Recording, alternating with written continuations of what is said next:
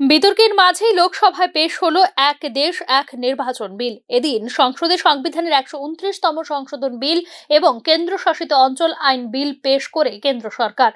তবে এই বিলের তীব্র প্রতিবাদ করে অবিলম্বে প্রত্যাহারের দাবি জানায় ইন্ডিয়া জোট। বিলটি জেপিসিতে পাঠানো নিয়ে ভোটাভুটিও হয় সংসদে। গত বছর থেকেই চর্চায় ছিল এক দেশ এক নির্বাচন। সম্প্রতি এই বিলে অনুমোদন দেয় কেন্দ্রীয় মন্ত্রিসভা। এরপরই জল্পনা ছিল কবে এই বিল সংসদে পেশ করা হবে।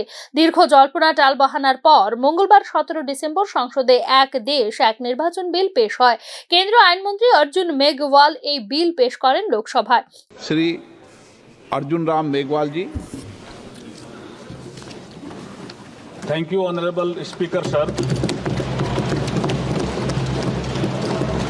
With your permission, I beg to move for leave to introduce the Constitution 129th Amendment Bill 2024, further to amend the Constitution of India.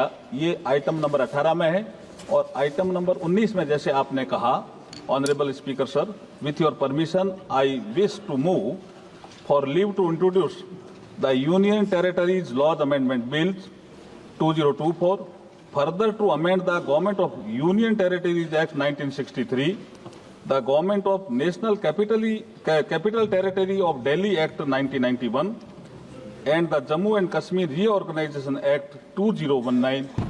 ये मैं आपकी अनुमति से आपसे लीव मांग रहा हूँ। Thank you sir. স্বরাষ্ট্রমন্ত্রী অমিত শাহ জানান, এই বিল আলোচনার জন্য সংসদীয় প্যানেলে পাঠানো হবে।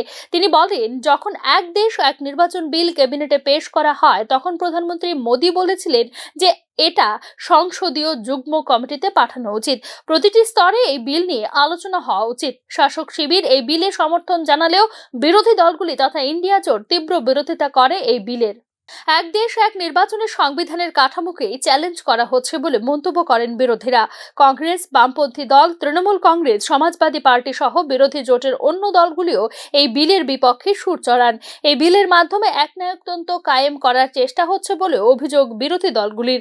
পাল্টা জবাবে বিজেপির তরফে আইনমন্ত্রী অর্জুন মেঘওয়াল বলেন, রাজনৈতিক উদ্দেশ্যে এক দেশ এক নির্বাচনের বিরোধিতা করা হচ্ছে। নির্বাচন প্রক্রিয়া সহজ করার জন্য এই বিল আনা হয়েছে। রাজ্যের ক্ষমতায় কোনো হস্তক্ষেপ করা হবে না এই বিলে। এবার এই বিল যুগ্ম সংসদীয় কমিটিতে পাঠানো হবে বিস্তারিত আলোচনার জন্য।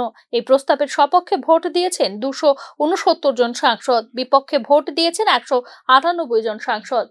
Bureau report, news now.